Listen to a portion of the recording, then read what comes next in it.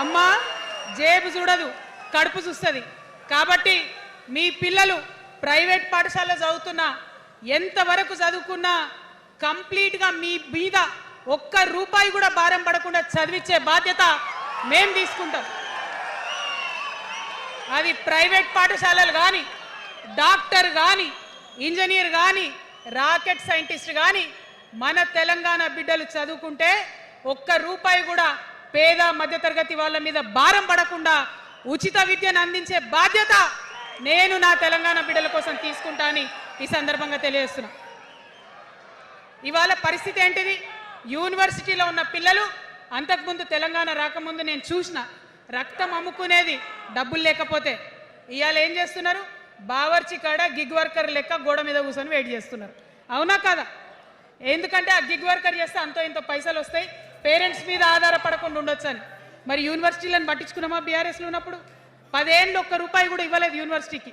ఆ యూనివర్సిటీ మిత్రులకు, పాఠశాలలో ఉన్నటువంటి వారందరికీ నేను ఒకటే ప్రపోజల్ చేస్తున్నా, మీరు ఎంత చదువుకుంటారో చదువుకోండి, ఒక్క రూపాయి కూడా మీ మీద భారం పడకుండా చదివించే బాధ్యత తెలంగాణ రాష్ట్ర సేన తీసుకుంటుంది. ప్రైవేట్ పాఠశాలలు కూడా బాగుంటాయి, ప్రభుత్వ పాఠశాలలు కూడా బాగుంటాయి, కానీ భారం తల్లిదండ్రుల మీద పడదు. అది మీ అమ్మ ప్రభుత్వంలో జరగబోతుందని, మీ తల్లి ప్రభుత్వంలో జరగబోతుందని మీకు మాటిస్తా ఉన్నా. సెకండ్, మనకేమవుతుంది? మన తెలంగాణలో పేద మధ్యతరగతి ప్రజలకు ఏమవుతుంది? ఎవరన్నా ఇంట్లో రోగం వస్తే, ఒక యాక్సిడెంట్ అయితే ఇల్లు గుల్లవుతుంది. అందుకే ఆలోచన చేసి వైద్యం గురించి ఒక నిర్ణయం తీసుకున్నా. మన రెండో అంశం పాంచజన్యంలో వైద్యం కోసం అనేక అగచాట్లు పడుతున్నారు, అనేక ఇబ్బందులు పడుతూ ఉన్నారు. నేను ఒకటే మాట ఇస్తా ఉన్నా, ఏ రోగమన్నా రాని, ఎంత పెద్ద హాస్పిటల్ అన్నా కానీ, మన తెలంగాణలో మన జబ్బు ఎక్కడ తగ్గుతుందో అక్కడ మీ జేబులకెళ్ళి ఒక్క రూపాయి ఖర్చు కాకుండా ఉచిత వైద్యం అందించే బాధ్యత మేం తీసుకుంటా ఉన్నాం. ఉచితంగా విద్య ఇచ్చి, ఉచితంగా వైద్యం ఇచ్చినాక నా తెలంగాణ బిడ్డల మీద నాకు నమ్మకం ఉంది. మనం కష్టపడే బిడ్డలం, మీరే పైసలు సంపాదించి ఇస్తారు, మీరే రాష్ట్రాన్ని ముందుకు తీసుకుపోతారు. అవునా కదా? ఉచిత విద్య, ఉచిత వైద్యం మన రెండు అంశాలు పాంచజన్యంలో. మూడవది వ్యవసాయం. మా రైతన్నలు ఉన్నారు, మా రైతన్నలు ఎంతో కష్టపడి మరి పంటలు పండించి చెమటలు కక్కి మనందరికి అన్నం పెడతారు.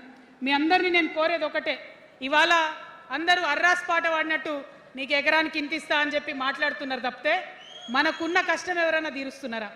ఏం కష్టం ఉంటుంది రైతుకి? భూమి కష్టం ఉంటుంది, చెప్పుకోవాలి. భూమి మీద దాని ఇబ్బంది ఉంది.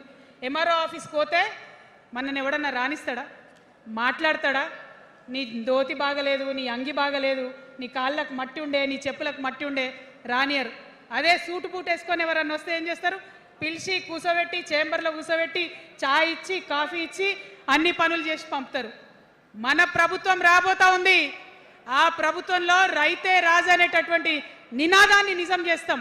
ప్రతి ఆఫీస్లో, అది ఎంఆర్ఓ ఆఫీస్ కానీ, కలెక్టర్ ఆఫీస్ కానీ, ప్రతి ప్రభుత్వ ఆఫీస్లో నేను రైతునని పోతే సపరేట్ కౌంటర్ ఉండాల్సిందే, కుర్చీ మీద కూర్చోబెట్టాల్సిందే, మీకు పని చేసి పెట్టాల్సిందేనని ఈ సందర్భంగా నేను తెలియజేస్తా ఉన్నా. నేను రైతునని గర్వంగా చెప్పుకునే విధంగా మేము పరిపాలన చేస్తాం. అది కాకుండా మిగతా ఏదైతే టైంకి రావాల్సిన కరెంటు, ఇప్పుడు రేవంత్ రెడ్డి గారి దయ వల్ల మళ్ళీ రాత్రిపూట కరెంటు వస్తుంది. అట్లా ఉండదు. రేపు మన ప్రభుత్వం వస్తుంది, టీఆర్ఎస్ ప్రభుత్వం వస్తుంది. వచ్చినాక 24 గంటలు నాణ్యమైన కరెంటు, పొద్దుటిపూట కరెంటు, రైతులకు ఉచిత కరెంటు ఇస్తాం.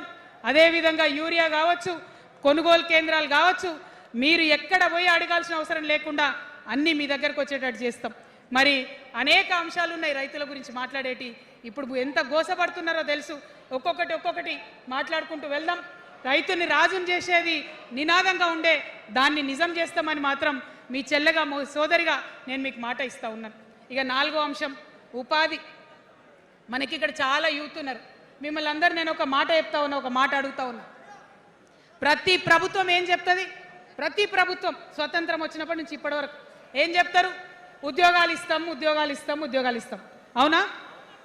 అసలు నాకు మాట తెలియక అడుగుతా. ఒక యువ మిత్రుడు ఉంటే, ఒక యువతి ఉంటే, నేను వ్యాపారం చేసుకోవాలనా, నేను ఉద్యోగం చేసుకోవాలనా, నేను కళారంగానికి పోవాలనా, నేను ఇంకోటి కావాలనా అనే స్వేచ్ఛ నాకు ఉండాలి కదా, నాకు ఉండాలి. కానీ ప్రభుత్వాలు మనకేం చెప్తాయి? నువ్వు ఉద్యోగం చేయి, 9 to 5 ఉద్యోగం చేయి, బానిస బతుకే బతుకు అనేటటువంటి కండిషనింగ్ చేస్తూ ఉన్నాయి. ఇప్పుడు చాలామంది యూత్తో నేను మాట్లాడినా, నాకు ఒక మాట చెప్తా ఉన్నారు, అక్క మా పరిస్థితి ఎంత ఘోరం ఉందంటే బయట ఉద్యోగం దొరుకుతలేదు చదువుకున్న చదువుకి. మా అమ్మ సెల్ఫ్ హెల్ప్ గ్రూప్లో ఉండి ఆమె 2 లక్షల రూపాయలు తీసుకొచ్చి ఇస్తే నేను బండి కొనుక్కోవాలి, ఆమె 3 లక్షల రూపాయలు తీసుకొచ్చి నాకు ఇస్తే నేను ఆటో కొనుక్కొని నడుపుకోవాలి. వయసు వచ్చిన కొడుకుని, వయసు వచ్చిన బిడ్డని తల్లి దగ్గర చేయి జాపాలంటే నామోష్ అనిపిస్తుంది అక్క అని అనేక మంది చెప్పారు. అందుకే నేను చెప్తా ఉన్నా, ఉపాధి అంటే కేవలం ఉద్యోగం కాదు. ఉపాధి అంటే మన ప్రభుత్వంలో రేపు రాబోయేటటువంటి మీ అమ్మ ప్రభుత్వంలో 2 లక్షల రూపాయల నుంచి మొదలు పెడితే 20 కోట్ల రూపాయలకు కూడా మనము మీ వ్యాపారానికి సంబంధించిన ఐడియాతో మీరు వస్తే బ్యాంకులతో సంబంధం లేకుండా నా యువతులను నమ్మి ఆ లోన్ డైరెక్ట్గా మీకు ఇవ్వడం జరుగుతుంది. ఎందుకోసం ఈ మాట చెప్తా ఉన్నా అంటే మన తెలంగాణ బిడ్డలకు మంచి సృజనాత్మకత ఉంది, ఆలోచించే శక్తి ఉంది, కష్టపడే తత్వం ఉంది. ఇవన్నీ కూడా మంచి వ్యాపారవేత్తలకు ఉండేటటువంటి లక్షణాలు.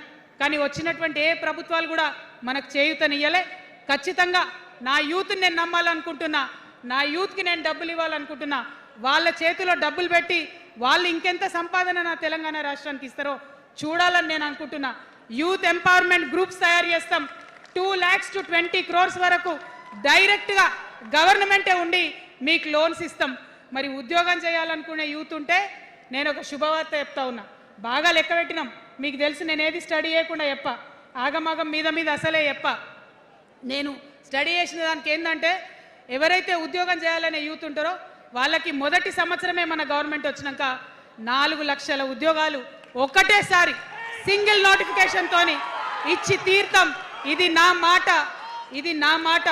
నేను మళ్ళీ మీకు ఎందుకు చెప్తా ఉన్నా ఈ మాట అంటే, నేను తల్లిని, నేను జేబు చూడ, ఎంత ఖర్చు అవుతుంది, ఎంత జీతం అవుతుంది చూడ, నా కొడుకు కడుపులో ఉన్న బాధను, వాడి ఆత్మగౌరవాన్ని, నా బిడ్డ బాధను, ఆమె చదువుకున్న చదువుకి రావాల్సిన ఉద్యోగాన్ని దాన్నే చూస్తా. కాబట్టి మొదటి సంవత్సరమే 4 లక్షల ఉద్యోగాలు ఇస్తాం.